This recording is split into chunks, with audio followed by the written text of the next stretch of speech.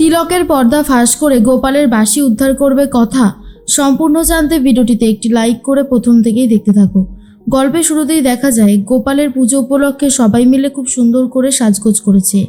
এর মধ্যেই ছোটকা তাল আর নারকেল নিয়ে চলে এসেছে। তখনই কথাকে বলে, কথা এর মধ্যে সব কিছু আছে, তুমি যা যা যেমনটা বলেছিলে। কথা তখন বলে, থ্যাংক ইউ ছোটকা, তুমি না থাকলে এসব কিছু সম্ভবই না। তুমি কি সুন্দর বুঝে বুঝে সবটা ব্যবস্থা করে দাও। এর মধ্যেই ছোটকা বলে, কথা আজকে কি কি আইটেম করছো তাহলে? কথা বলে, ওই তো তাল ফুলুরি হবে, তালের বড়া হবে, তাল ক্ষীর হবে, তালের লুচি হবে। আর এইসব শোনার পর তো ছোটকা বলে, বাহ, তাহলে তো আজকে জমে যাবে। উফ, কতদিন পর আজকে বাড়িতে আবারও একটু ভালো মন্দ হবে। এর মধ্যেই ঠাম্মি তখন বলে, তাই না? হ্যাঁ, শুধু খাওয়া আর খাওয়া, একদম না এখন। ঠিক সেই মুহূর্তেই নুপুর বলে, দিন তো মা, দিন তো, ভালো করে কানটা মুলে দিন। এর মধ্যেই অগ্নি চলে এসেছে আর নিচে এসে দেখে কথা একা হাতে সব কিছু করছে আর বলে, দেখ দেখ কীরকমভাবে করছে। এই রকমভাবে করলে কি আজকের মধ্যে আর রান্নাটা শেষ করতে পারবে? আমার তো সেটা কোনোভাবেই মনে হয় না। তখনই প্রি বলে, যাই করুক না কেন বিগ ব্রো, তুই কিন্তু যাবি না। বিগ ব্রো বলে, আরে আমি একটু দেখিয়ে দিয়ে আসি। এর মধ্যেই কথা বলে, কি ব্যাপার পাচক মশাই, আপনি এখানে? তখনই পাচক মশাই বলে, তুই যা রান্না করছিস সারাদিনেও তোর রান্না শেষ হবে কিনা সেটা নিয়ে যথেষ্ট সন্দেহ আছে, তাই আমি চলে এসেছি তোর রান্নাটা দেখতে। দেখ, আমি তোকে শিখিয়ে দিচ্ছি। এরপর অগ্নি নিজেই রান্না করতে শুরু করে দেয়, যা দেখার পর কথার তো অনেক বেশি ভালো লাগে। আর ঠাম্মি তখন বলে, দুটিতে যতই ঝগড়া করুক না কেন, ঠিক দিনের শেষে একে অপরের পাশে সবসময় থাকে। আর এটা দেখার পরে আমার এত ভালো লাগে সে আর বলার মতন না। তখনই ছোটকা বলে, ঠিকই বলেছ মা, সত্যি আমাদের অগ্নিটা কিন্তু অনেক বদলে গেছে।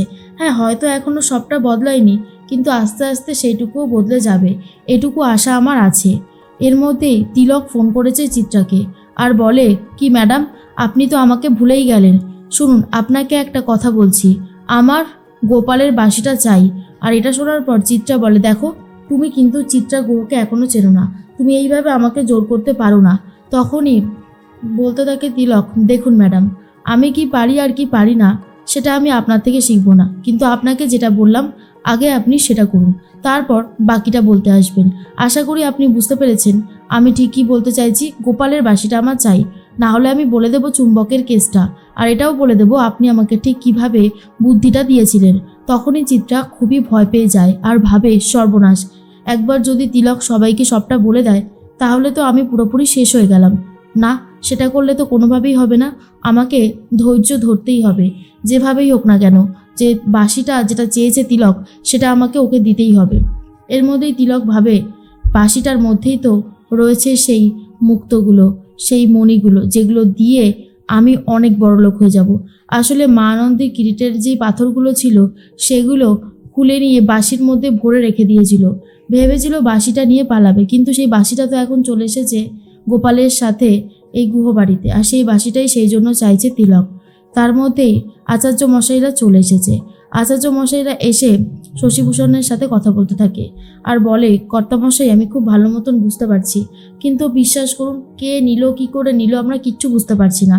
শশীভূষণ বলে, এইসব নিয়ে তোমাকে চিন্তা করতে হবে না, আসলে আমাদের কপালটাই খারাপ, বারবার মা আনন্দীর কিরিটের সাথে এই সমস্ত ঝামেলা হচ্ছে, জানি না এসব থেকে কবে মুক্তি পাবো। তখনই আচার্য মশাই বলে, মা আনন্দী চাইলেই সব কিছু সম্ভব, একদিন দেখবেন সব ঠিক হয়ে গেছে।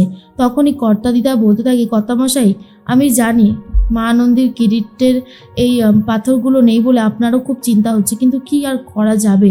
আর অন্যদিকে কথা তখন ভাবে, আমি খুব ভালো মতন জানি মা আনন্দী আমাকে এই আদেশটাই দিয়েছিল, এই নির্দেশটাই দিয়েছিল, এটাই বোঝাতে চেয়েছিল যে তার কিরিটের পাথরগুলো হারিয়ে গেছে, কিন্তু যে চুরি করেছে বা হারিয়ে ফেলেছে, যাই হয়ে যাক না কেন, আমি ঠিক খুঁজে বার করব, যেভাবেই হোক না কেন ওই পাথরগুলো আমাকে খুঁজে বার করতেই হবে। গুহবাড়ির এই ঐতিহ্য, মা আনন্দীর এই কিরিটের কোনো ক্ষতি হতে আমি দেব না। তার মধ্যেই আচার্যমশাইকে জিজ্ঞেস করে কথা, আচার্যমশাই, কয়েকটা প্রশ্ন করতে পারি? আচার্যমশাই বলে, হ্যাঁ নিশ্চয়ই পারো, বলো না কথা মা, কী হয়েছে? কথা তখন বলে, আমরা ছাড়া আর কি ওই কিরিটকেও দেখতে চেয়েছিল? আচার্যমশাই বলে, না তো মা, আর তো কেউ দেখতে চায়নি। এরপর কথা বলে, আরেকটা কথা, আমরা তিলককে তো আর ধরতে পারলাম না, তিলক কি আর ওই আশ্রমে গিয়েছিল? তখনই বলতে থাকে আচার্য মশাই, না মা, ও আর আসেনি, ওকে আর ওখানে দেখাই যায়নি। তখনই কথা বলে, আচ্ছা আপনারা বিশ্রাম করুন, আমি সমস্ত ব্যবস্থা করে দিচ্ছি। এর মধ্যেই রান্নাবান্না তো শুরু করে দিয়েছে কথা। তার মধ্যেই চিত্রা এসে বাঁশিটাকে বারবার করে দেখতে থাকে আর বলে, তিলক বাঁশিটাকে কেন চাইলো? বাঁশিটার মধ্যে কী বা আছে? আমি তো কিছুই বুঝতে পারছি না। এরপর বাঁশিটা ধরতে গেলেই কথা এসে বলে, মেজমা কিছু হয়েছে? আর তখনই মেজমা বলে, না না, কি আর হবে, আসলে গোপালের গলার মালাটা বেঁকে গেছিল, তাই একটু ঠিক করে দিচ্ছি। তুমি করো, তুমি কাজ করো। এরপরেই কথা বলে, সে তো আমি করছি। এর মধ্যেই কথা তো কাজে ব্যস্ত হয়ে যায়। তখনই চিত্রা তিলককে দেখে চিনতে পেরে গেছে। তিলক তো ছদ্মবেশ নিয়েছিল। আর তখনই তিলক এসে বলে, কি ম্যাডাম, আমাকে খুঁজছিলেন তো? তখনই চিত্রা বলে, দেখো তুমি কিন্তু বড্ড বেশি বাড়াবাড়ি করছো। কি ভেবেছো এই রকমভাবে বাড়াবাড়ি করে পার পেয়ে যাবে? আমি কিন্তু তোমাকে ছাড়বো না তিলক। আর তুমি আমাকে একটা কথা বলো তো, মা আনন্দীর এই যে কিরিটের বিষয়টা তুমি আর আমি জানতাম, কিন্তু পাথরগুলো কোথায় গেল? আর তুমি গোপালের বাঁশিটাই বা চাইছো কেন? কি আছে ওর মধ্যে? তখনই বলতে থাকে তিলক, ওই বাঁশিটার মধ্যেই রয়েছে মা আনন্দীর কিরিটের ওই পাথরগুলো, যার দাম কোটি কোটি টাকা। আর তখন চিত্রা বলে, বাহ, তুমি তো একটা দারুণ কাজ করে ফেলেছো। তবে আমি তোমাকে বাঁশিটা এনে দেবো ঠিকই, হাফ হাফ লাগবে, দেবে তো? তখনই তিলক বলে, আর কি করার আছে, আর তো কোনো উপায়ও নেই। ঠিক আছে, আপনি আগে ওটা নিয়ে আসুন, তারপরে আপনি আপনার ভাগটা বুঝে নেবেন। চিত্রা তখন বলে, সে তো আমি আমার ভাগটা বুঝবই, যেভাবেই হোক না কেন। এর মধ্যেই মনে মনে একটা কথাই ভাবতে থাকে কর্তা দাদু, কথা মা থাকতে আমার কোনো চিন্তা নেই। কথা মা ঠিকই মা আনন্দীর কিরিটের ওই পাথরগুলো উদ্ধার করে নিয়ে আসবে। এর মধ্যেই চিত্রা বলে, দেখুন তিলকবাবু, এখানে সবাই রয়েছে, আপনি একটু দূরে দূরে থাকবেন, ডিস্টেন্সটা মেনটেন করবেন, কেমন? তিলকবাবু তখন বলে, ঠিক আছে ম্যাডাম, আপনি যখন বলছেন তখন আর আমার কোনো অসুবিধাই নেই। এর মধ্যেই সবাই তো নিজের মতন ব্যস্ত। তখনই আক্কি বুঝতে পারে জুনি তাকে এড়িয়ে এড়িয়ে চলছে। আক্কি জুনিকে যেই প্রস্তাবটা দিয়েছিল, জুনি সেটা মানতে পারছে না, আর তার জন্য আক্কির থেকে দূরে দূরে রয়েছে। কথা সংসারে কোনো ঝামেলা হোক, জুনি সেটা চায় না, আর সেই জন্যও সে আক্কির সাথে কথাও বলতে পারছে না। তার মধ্যেই সবাই বসে পড়েছে আশ্রম থেকে যারা এসেছে।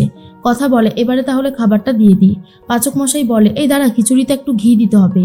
তুই শেফ এবি রান্নাটাকে এরকমভাবে বিকৃত করতে পারিস না, ঘি না দিলে হবে না। তখনই কথা বলে, আরে ঘি নেই আর। তখনই অগ্নি বলে, ঘি নেই বললেই তো হবে না, ঘি আছে, আমি দেখেছি, তুই এখান থেকে সরে যা। এরপরে ঘি নিয়ে এসে ভালো করে দিয়ে দেয়, পরে দেখেছিস তো কত সুন্দর গন্ধ বেরিয়েছে, চল এবারে খাবারটা দিয়ে দিই। সবাইকে খিচুড়িটা দিতে থাকে অগ্নি আর কথা। আর এই দৃশ্য দেখার পর ঠাম্মি তো খুবই খুশি হয় আর বলে, সত্যি এমন দৃশ্য দেখতে পাবো এটা তো ভাবিইনি। আমাদের অগ্নি দাদুভাই কিন্তু একটু একটু করে বদলে যাচ্ছে, আর এর থেকে ভালো আর কি বা হতে পারে, তাই না? তখনই ছোটকা বলে, ঠিকই বলেছো মা, সত্যি অগ্নির যে এই রূপ আমি দেখবো এটা আমি ভাবতেই পারিনি।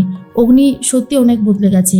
এদিকে কথা ভাবে, যেভাবেই হোক মা আনন্দীর কিরিটের ওই পাথরগুলো আমাকে খুঁজে বার করতে হবে, জানতে হবে এগুলো কে নিয়েছে আর কেন নিয়েছে, কিন্তু এইসবের পিছনে কে রয়েছে সেটাই আগে আমাকে খুঁজে বার করতে হবে।